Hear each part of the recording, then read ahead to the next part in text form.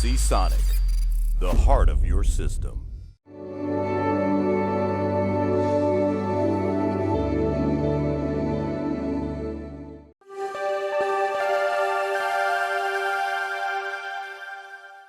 Hello, Bryony here from Kit Guru, and in this video I'm taking a look at the Gigabyte Aorus 15X9 gaming laptop. It comes with a pretty high retail price of around £2,000, but because we are going to be seeing those 9th gen laptops pretty soon, I have seen this laptop on sale for £1,800. So because it is pretty up there in price, you can expect that it does have some pretty powerful components inside. The processor is an i7-8750H, it's got 6 cores and 12 threads, it does pack a pretty powerful punch. We've seen it in a lot of gaming laptops recently, and this is probably going to be one of the last that does actually feature that processor before we start seeing those 9th gen laptops. It also is teamed up with some new ray tracing GPU. I haven't actually done a laptop review in a little while, so this is my first laptop trying out the new ray tracing technology. It does come with an RTX 2070, so that's got plenty of power for playing those games. Memory comes in the form of two 8GB sticks of 2666 MHz memory, and if you want you can upgrade that up to 32GB.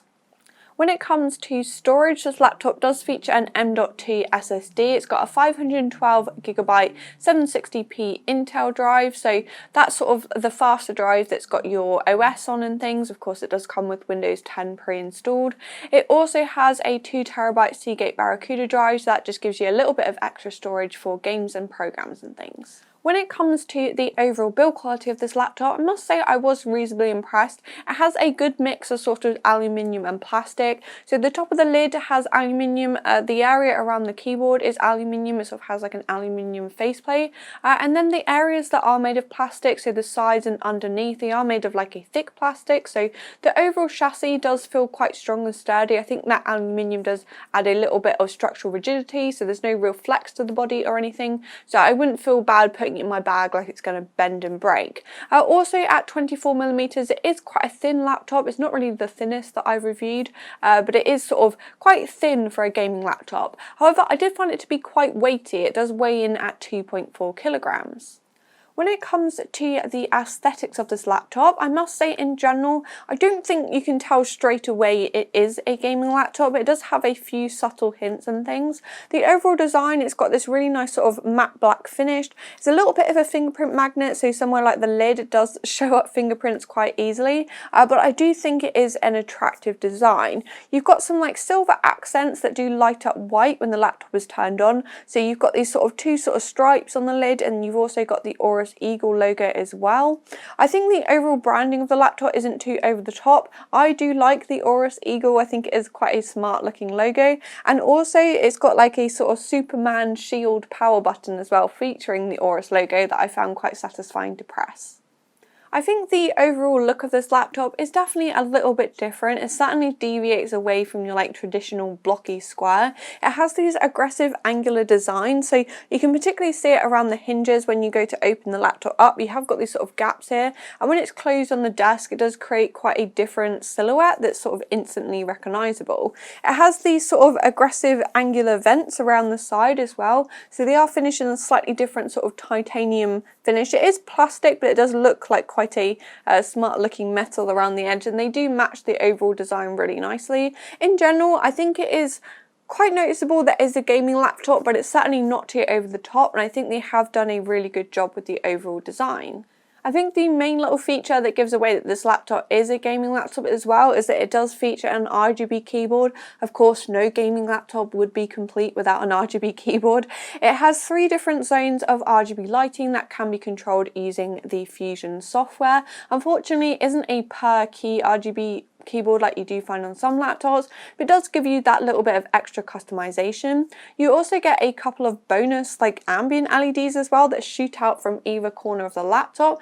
They are completely pointless, but I do think they're kind of cute, and if you're not a fan, you can of course turn them off as well.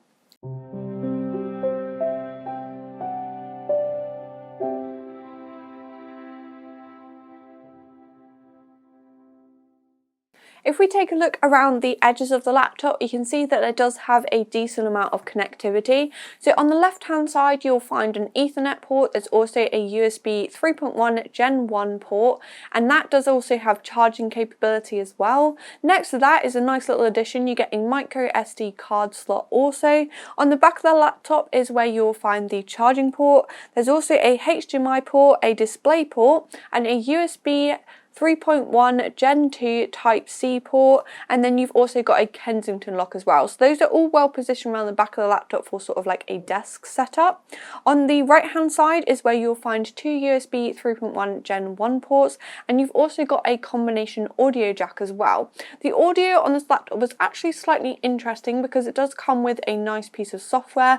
Probably going to murder the name, but it's a Nahimic software. So if you plug in a USB headset, a pair of speakers, a traditional pair of headphones into the laptop, it detects it and it opens up the software, and it gives you a few different options for sort of optimizing the audio for playing games and watching movies and things. And I did find that was actually a really good piece of software that seemed to work quite well. So I was quite happy for that. It's something useful that comes with a laptop for a change instead of loads of sort of bloat programs. Also, the laptop does have wireless connectivity, so you'll find Bluetooth 5 and also killer AC Wi-Fi as well. For me, probably one of the standout features on this laptop has to be the 15.6-inch display. It's surrounded by a thin bezel and it is just really beautiful to look at. It is very immersive when gaming or watching movies, and probably one of the main reasons for this is that it is an IPS display created by LG. So it has really wide viewing angles, it's got a great level of brightness, and also it does have a matte finish as well that does a really good job at preventing reflections. It might only have a resolution of 1080p, but for a smaller laptop I think that is perfectly adequate, and it does have a 144Hz refresh rate, so that is obviously perfect if you're a gamer. You can make the most of all the extra FPS that RTX 2070 is going to be pumping out from this laptop, and for me one of the main reasons I really enjoyed gaming on this laptop was because of the really good display. Despite this laptop's compact size, Gigabyte have actually managed to fit a full-size keyboard. So you do get a numpad on the end, and surprisingly it does actually look pretty good. It doesn't look squashed on the end or anything. And in general, the overall sizing and spacing of the keys I think is bang on. The overall layout is really good, and I did find the keyboard very easy to adjust to. You do get another little hint that this is a gaming laptop on the keyboard, as the WASD keys are highlighted with sort of a white frame around them. The overall font that Gigabyte have opted to use is nice and clear and smart, and I also do like the RGB lighting, as it does make the keyboard easier to use at night time. Unfortunately though, it probably isn't really the brightest. As you can tell, it isn't really showing up at all because I have got some bright lights there in front of me. The chiclet keys do actually have a good level of travel distance as well. I think this laptop does provide a pleasant typing experience for such a thin laptop. Across the top of the keyboard you have all the shortcuts you would expect to find on a laptop. So by pressing the function key you've got access to change the screen brightness, you can adjust the volume, you can also pause and play your media and things. There's also a little button on the top right hand side that is a fan boost button that puts the fans at full speed if you feel like that you need that little extra bit of cooling. You'll notice as well there is no LED indication when you press the caps lock or press the fan boost button, and that is because a little prompt will appear at the top of the screen when either of those buttons is pressed. The touchpad on this laptop was just as pleasant to use as the keyboard. I found it to be a really good size, so there's plenty of space to manoeuvre about. It's also very accurate and precise, and all the Windows gestures you would expect to work just as expected. It's very simple and straightforward and responsive to use. I'm not normally a huge fan of integrated buttons on laptops because it can sort of make the touchpad wobble when it's pressed. Fortunately though, the left and right click on this laptop are still very accurate and they work as you would expect, and I will sort of let it off as it is such a nice touchpad to use. The speakers on this laptop are situated just underneath the screen. I'm pretty sure they're underneath these grills at the top here, and they are only two 2-watt speakers, so they don't really sound great. They're not very loud and they do distort at a higher volume as well. I think they'll be okay for occasional use, for just watching a YouTube video or something, but when it comes to watching movies or gaming, you almost have to use an external headset or pair of speakers. When it comes to the webcam on this laptop, I'm now talking using the inbuilt webcam and a microphone. At least Gigabyte have opted to put it in the right place at the top of the screen, but for a £2,000 laptop, I really think they should have put in slightly more effort. As you can tell, at the moment it is quite dark and grainy, but it does also often look too overexposed as well. The microphone is clear and usable, but this is a setup that I would only really want to use on an emergency basis and isn't something you can use on the regular. When it comes to the software on this laptop, the main piece of software is the Aorus Gaming Center software, which I've got open on the screen throughout the review. So on this first page here, it is the Smart Dashboard tab. So that just gives you some information about the CPU load, the GPU load, the memory, and also the disk space used as well. Down the bottom, you can see all the different components installed. So you've got the 2 drives there, you've also got the CPU, the GPU, the memory, and then over here you've got battery information and also information about these fan speeds as well. On the second tab, you've got the app shortcut tab. I couldn't actually get this to really work, if I'm honest. I think the idea is that you can add shortcuts to other programs that you might use frequently, but every time I tried to add a game or something to this, I just got like a fatal error. So that's why my one is left blank. On the manager tab, you've got a whole host of different options. So you can see you turn the laptop to do not disturb mode. You've got options for the screen, you've got options for the battery, you've got options for the Wi-Fi connectivity and things. So that gives you like the whole load of settings that this laptop has all in one place. You've got a tab for the Fusion RGB lighting. So I mentioned the Fusion software earlier on in the review, and as you can see, you've got the laptop here in front of you, the laptop keyboard here in front of you. You've got the 3 different zones of RGB lighting. You can turn on the ambient LEDs, turn on the keyboard LEDs, and then you've got a whole host of different options to choose between, so different effects to choose between with the keyboard. You can change the brightness, and of course you can change the colors and things as well.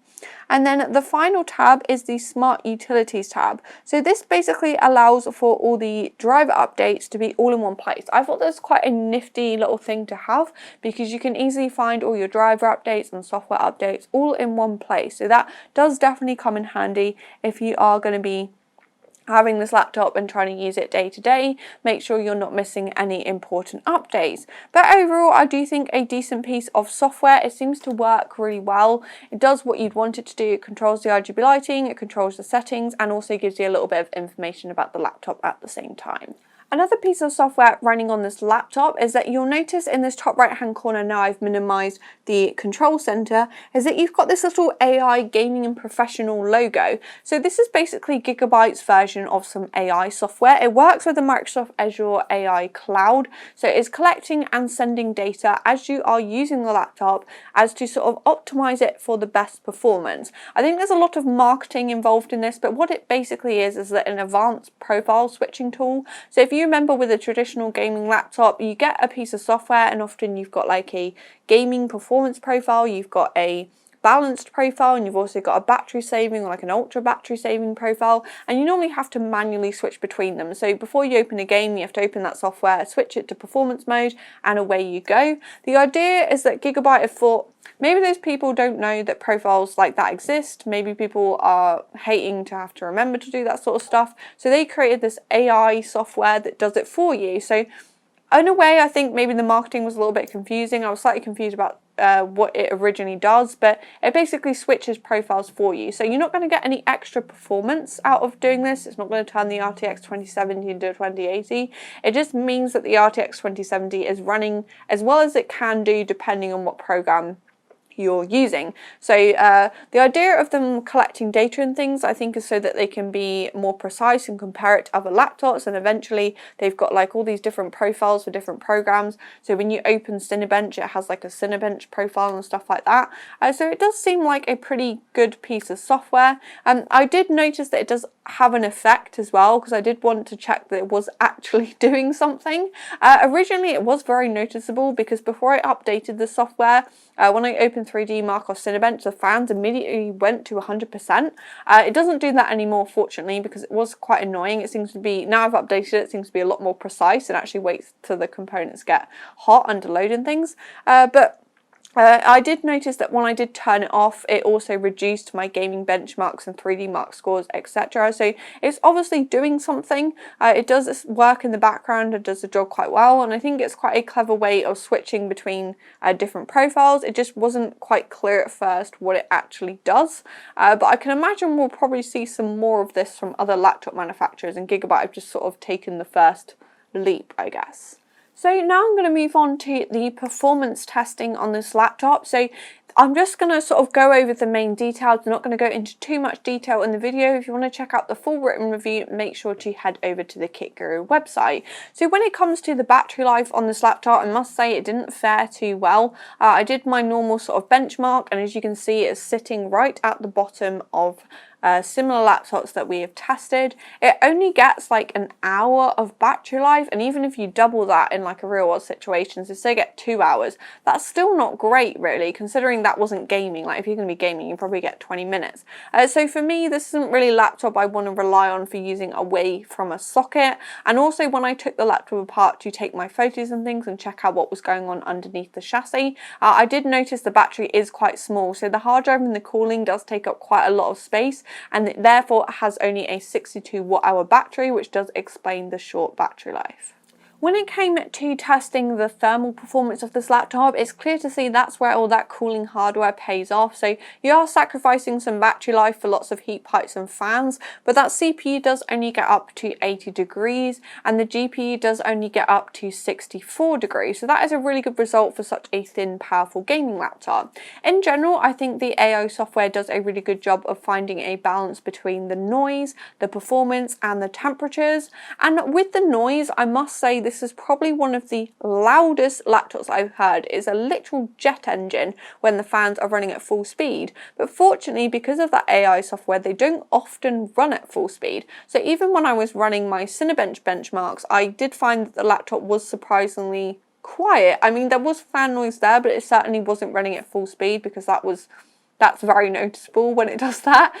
So it does find a good sort of balance between fan noise and performance. So it wasn't throttling, but it also wasn't super loud either, which is surprising because normally when I do my benchmarks, that's when the laptops get really loud. So I think with this laptop, it will make a lot of noise if you're having a long gaming session and annoy the people around you. But you know, with the AI software, it's not going to be doing it unnecessarily.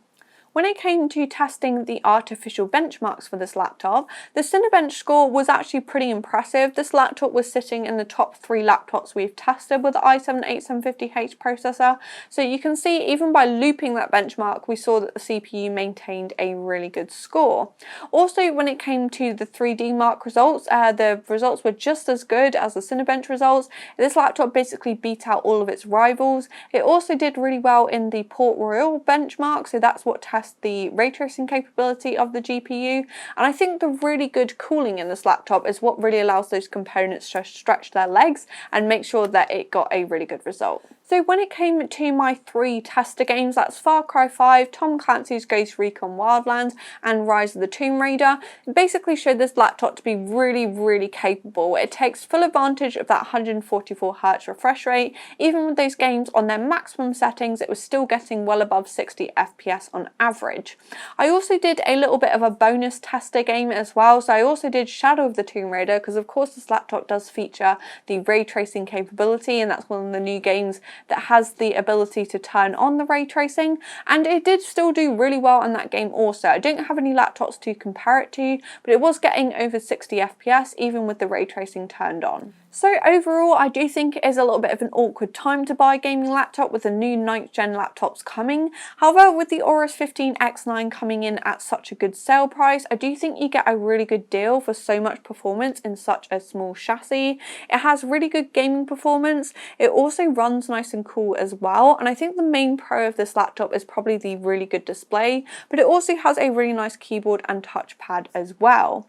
Its main downfalls are probably the fact that it has pretty poor battery life, and it also does get pretty damn noisy as well. Those are both obviously quite important factors when it comes to a laptop.